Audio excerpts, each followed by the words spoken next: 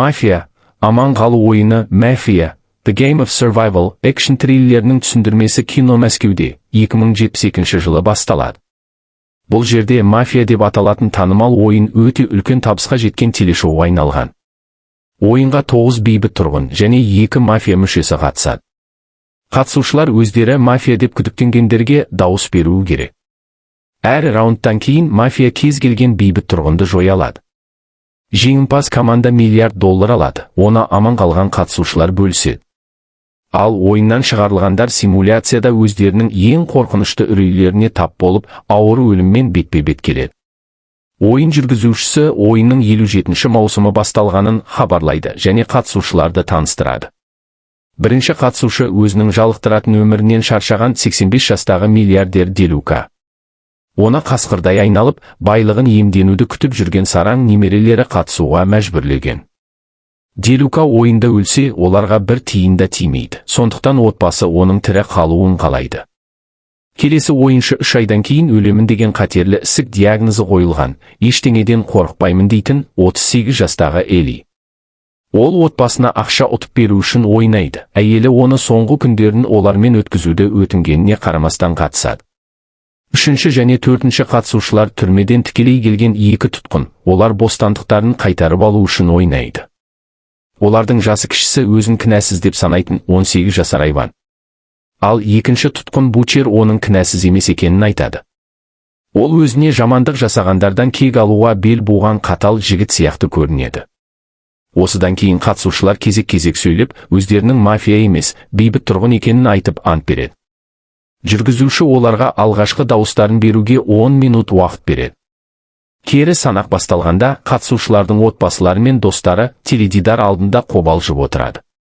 Ойыншылар дауласа бастайды. Сонда Мэри есімді әйел олардың шектеулі уақытты босқа өткізбеуді сұрайды. Питер есімді тағы бір қатысушы оның пікірін қолдайды. Бірақ Бучер сөзге араласып, Мэриді телешоудан танитынын айтады. Ол бір кездері танымал балерина болған. Алайда бір жаңбырлы түнде болған апат оның мансабын құртып, билей алмайтын халге жеткізеді. Соның салдарынан оның атағы жоғалып, протездік аяқтың жоғары бағасына байланысты сатып ала алмаған, сол себепті ойынға қатысуға бел буған. Бучер Питер мен Мэридің жұбы екеніне күдіктенеді, бірақ Питер оның номер 1 әуесқой жанкүйері ғана және ойынға тек оның арқасында келген. Бұл екеуінің бір-бірін танитынын білген соң, қатысушылар оларды мафия деп күдіктене бастайды.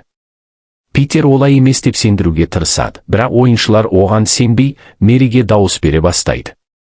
Ол оларды өзіне дауыс беруді сұрап, Мэриді құтқаруға тырысады, бірақ қатысушылар оның сөздеріне құлақ аспайды. Ақырында Мэриге көпшілік дауыс беріп, ол ойыннан шығарылады, бірақ жүргізуші оның бейбіт тұрғын екенін хабарлап, бәрін таң қалдырады. Симуляцияда Мэри дауылды түнде орманда жүреді. Оның ең үлкен қорқынышы оның апатына себеп болған жаңбыр мен найзағай екен. Ол үрейленіп, қашып құтылуға тырысып, жартастан құлайды. Өкінішке орай, ол ауада тұрғанда найзағай соғып, ауыр өліммен көз жұмады. Оның денесі бірден күлге айналып, барлық қатысушылар мен көрермендерді қорқытады. Жүргізуші көңілі қалғанын білдіріп, 2 адамның бір-бірін танығаны олардың мафия екенін білдірмейтінін айтады. Келесі кезекте 2 мафия мүшесі бір бейбіт тұрғынды жоюды таңдайды. Ойыншылардың үстінен бірнеше ұшқыш аппарат ұшып өтіп, кенет бәрі қараңғыланады. Жарық қайта қосылғанда жүргізуші мафия Бучерді жоюға таңдағанын хабарлайды.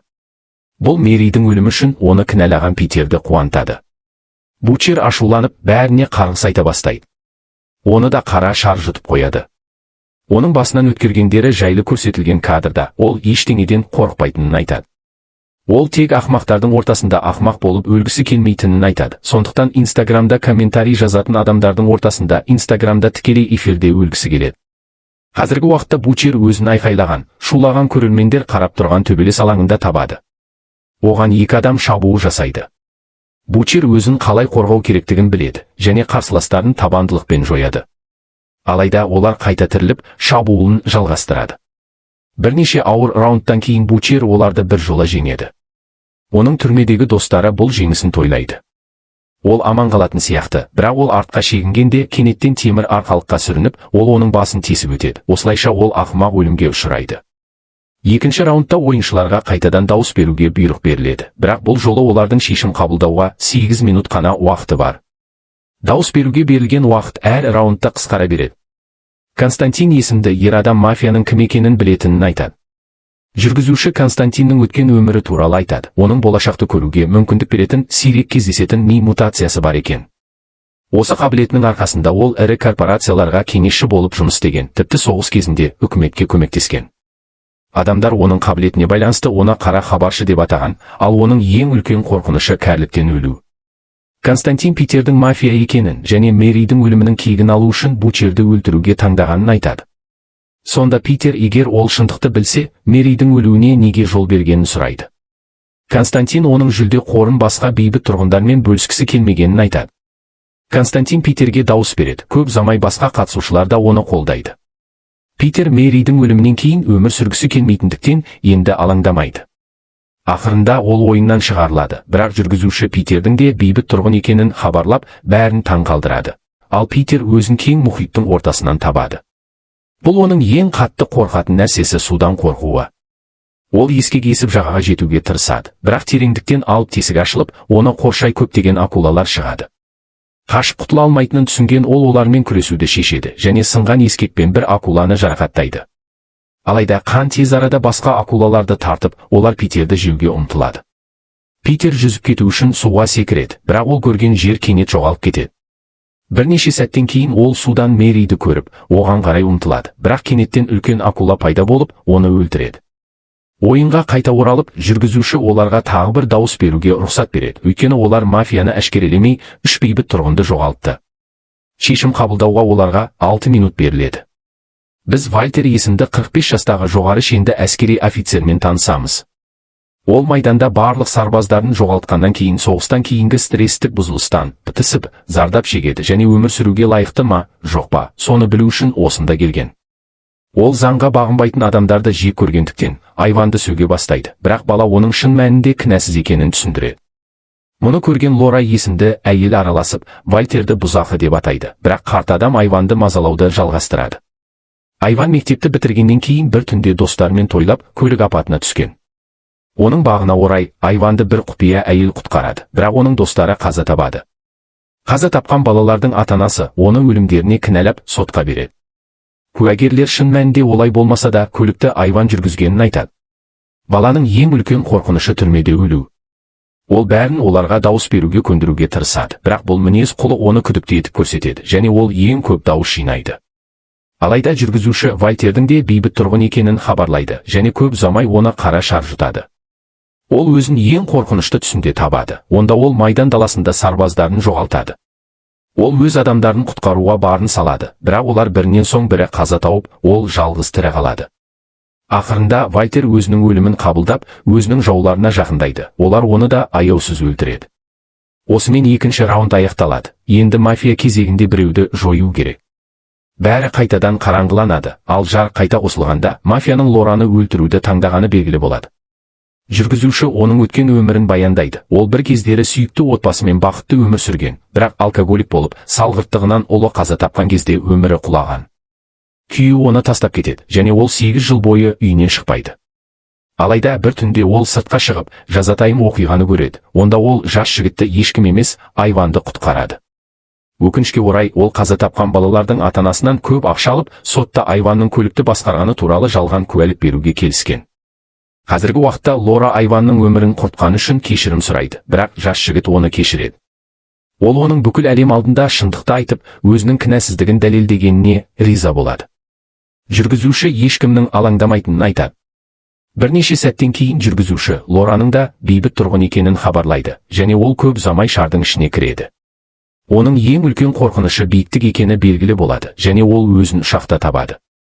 Ұшақ дауылға ұшырап, бұлттар тірідей қармақтарға айнала бастайды. Ақыр соңында жел ұшақты дауылға итеріп, ол жойылады, Лора қаза табады. Лора кеткен соң ойында 6 ойыншы қалады, және бірде-бір мафия мүшесі әшкереленбеген. Келесі раундта ойыншыларға келесі адамды таңдауға 4 минут беріледі. Бұл олардың арасында шиеленіс тудырады. Хиран мафия айван деп есептейді, өйткені ол Лораның өзін айыптағанын білгендіктен мафия оны жоюды таңдады деп дәлелдейді. Алайда Кейт есімді қыз онымен келіспейді және бұрын Питерді мафия деп жалған айыптаған үшін Константинді жоюға дауыс береді. Барлығын таң қалдырып, Константин өзін қорғамайды және Кейтке пайғамбарлық айтады. Оның қашатын жері қалмаған кезде, ол үшбұрышты пішінге қарай баруы керек. Дауыс беру басталады және қатысушылар өз дауыстарын бөледі, бірақ Константин өзіне өзі дауыс бергенін көргенде бәрі таң қалады. Ойын тарихында бұрын-соңды ешкім өзіне дауыс бермеген. Ол ойыннан шығарылғаннан кейін, жүргізуші Константиннің шынымен де мафия екенін хабарлайды. Бұл барлығын таң қалдырып, жеңілдетеді. Көп ұзамай ол да басқа құрбандар сияқты қара шарға жеткізіледі. Константин өзін басқышта табады. Онда ол оны ата деп атаған бір адамға соғылып, ашуланады. Содан кейін ол айнаға қарайды және өзінің тез қартайып бара жатқанын көріп, қатты қорқады.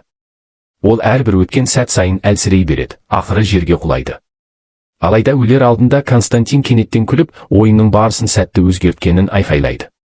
Оның қорқынышы кәріліктен өлу емес, керісінше оның ең үлкен қалауы екен. Ол бәрібір өледі, әрі кәрілікті басынан кешіре алмайды. Алайда жүргізуші оның сөздеріне мән бермейді және ойынды жалғастырады. Онда мафия біреуді жоюды таңдауы керек. Бәрі қайтадан қараңғыланады, ал жарық қайта қосылғанда таңдалған адам Айван екені хабарланады. Кейт алдында бүкіл өмірі тұрған жас жігіт үшін қатты өкінеді, бірақ Айван оған қарсы емес және өлмес бұрын көрермендерге және анасына өзінің кінәсіздігін дәлелдей алғанына қуанады. Жүргізуші Айванның бейбіт тұрғын екенін хабарлайды және көп ұзамай ол қара шарға апарады. Бала өзін түрмеде табады, онда күзетшілер оны өлім жазасына апарады, бірақ Айван өзін жағажайда елестетеді, онда оның анасы оған өлімге қарсы тұруға батылдық беріп тұрады. Түрмедегі күзетшілер ақыры оны атып тастайды, бұл көрермендердің бәрін қайғыртады. Осымен ойында 4 ойыншы Кейт, Киран, Лука және Эли ғана қалады. Жүргізуші оларға дауыс беруге 2 минут береді. Бәрі дауласып, бір-бірін мафия деп айыптай бастағанда шиеленіс күшейеді. Кейт пен Киран бір-бірін қорғайтын сияқты, бұл Элидің олардың арасында романтикалық қарым-қатынас бар деп күдіктенуіне әкеледі. Олар бір-біріне ұнап қалады және Кейт оған ата-анасыз балалар үйінде өскені туралы құпияларын айтады. Олардың уақыты жақсы өтеді, бірақ олар қайта кездесетінін білмейді. Қазіргі уақытта Киран олардың ештеңе құрмайтынын айтады, бірақ Эли мен Лука оған сенбейді. Сол кезде Кейт бәрінен шаршап, дауыс беруден бас тартады, басқа біреудің өліміне жауапты болғысы келмейді. Ақыр соңында дауыс беру уақыты аяқталады және олар ешқандай шешім қабылдамағандықтан ойын кездейсоқ адамды жоюға мәжбүр болады. Бір қызығы, бұл Кейт болып шығады, бірақ ол да бейбіт тұрғын. Оның қорқыныштары биіктік, жыландар және шөлдер екені белгілі болады. Содан кейін оның орындығы қара шарға көтеріледі. Мұны көрген Киран үрейленіп, оған көмектесу үшін орнынан тұрады. Соның салдарынан шар екеуін де жұтып қояды және жүргізуші бұрын-соңды мұндай оқиға болмағанына таң қалады. Кейт пен Киран екеуі де астында тек әйнек беті бар жерге келеді. Киран оны қорықпауға шақырады, бірақ көп ұзамай еден жарыла бастайды. Екеуі тез қашып кетеді, бірақ олар тұңғиыққа секіруге мәжбүр болады. Таң қаларлығы, екеуі де әлі тірі, бірақ олар өздерін кең шөлден табады. Олар шығу жолын іздей бастағанда Кейт жартастағы үшбұрыш пішінді жарықты байқап, Константиннің бұл туралы айтқанын есіне түсіреді. Екеуі мұның шығу жолы болуы керек деп ойлап, оған қарай ұмтылады, бірақ кенеттен Кейттің тағы бір қорқынышы үлкен жылан пайда болып, оларды қуады. Олар бір амалын тауып, жыланнан қашып құтылады, бірақ оларға қарай лавадан жасалған алып қобыжық жорғалап келе жатқанда жағдай нашарлайды. Киран олардың тек Кейттің ғана емес, Киранның да қорқынышына қарсы тұрып жатқанын түсінеді. Ол одан ең үлкен қорқынышы не екенін сұрайды, ал ол оны жоғалту екенін мойындайды. Содан кейін ол оны жасырынуға шақырады, ал өзі қобыжықпен бетпе-бет келеді, бірақ бұл процесте қатты жарақаттанады. Төбелес кезінде Киран қобыжық, жарық үшбұрыштың алдына шыққанда оның денесі жана бастайтынын байқайды. Ол тіршіліктің жарыққа сезімтал екенін түсінеді, және оның мойнына ілінген үшбұрышты кулонды да байқайды. Киран кулонды жұлып алып, оның жарығын қобыжыққа қолданады. Бұл ақыр соңында тіршіліктің күлге айналуына әкеледі. Кейт пен Киран беттері ойылған тасты көреді, оның бір көзінде үшбұрыш жоқ. Олар кулонды сол жерге қояды, содан кейін бұл орын дірілдеп, көп ұзамай олар өздерін бір мекемеден табады. Бірнеше сәттен кейін олар әйелдің өз баласын бөлмедегі кейбір қызметкерлерге тапсырып жатқанын көреді. Кейт бұл өзі өскен балалар үйі екенін түсінеді, және оның ең үлкен қорқыныштарының бірі анасының неге оны тастап кеткенін білу екенін мойындайды. Ол қатты тебірене бастайды, ал Киран оған көріп тұрғаны шындық емес екенін және батыл болуы керектігін айтады. Содан кейін, кенеттен, олардың айналасы бұзылып, олар ақыры ойын жүргізушісінің алдынан табылады. Ол ойынның аяқталғанын хабарлайды, өйткені тек бір мафия мүшесі және бір бейбіт тұрғын тірі қалды. Бұл жағдайда мафия автоматты түрде жеңеді. Бірақ жеңімпазды жарияламас бұрын жарнамалық үзіліс болады. Содан кейін жүргізуші Киранға орындығынан қашып, олардың аман қалуына рұқсат бергенін, өйткені көрермендер көрсетілген қатыгез өлімдерден жалыққандықтан, олардың орнына махаббат хикаясын көрсеткенін айтады. Константин шын мәнінде оның қызметкерлерінің бірі болған, ол ойынды бұзуға тырысқан, бірақ сәтсіздікке ұшыраған. Жүргізуші енді екеуіне кетуге рұқсат береді, бірақ оларды ойынды бұзуға тырыспау керектігін қатаң ескертеді. Біраз уақыттан кейін Эли $1 миллиард оралады, ол өзінің екінші мафия болғанын айтады. Содан кейін ол тағы 10 ай өмір сүріп қайтыс болады. Ал тірі қалған бейбіт тұрғын Лука ешқандай жүлде ақшасын алмайды. Ол отбасын мұрагерліктен айырады және өз байлығын Кейттің бұрынғы балалар үйіне аударады.